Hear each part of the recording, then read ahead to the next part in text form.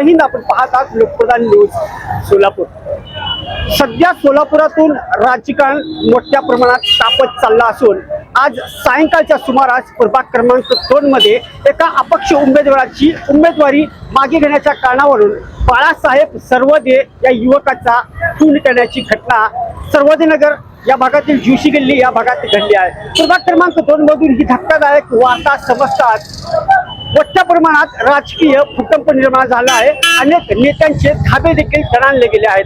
मृतदेह सध्या सोलापुरातील सोलापूर मार्कंडेय हॉस्पिटल या ठिकाणी दाखल करण्यात आला असून या ठिकाणी प्रभाग क्रमांक 2 मधील मोठ्या प्रमाणात जनसमुदाय सोलापूर रुग्णालयामध्ये धाव घेत याप्रमाणे मोठ्या प्रमाणात गर्दी सुरू केली आहे.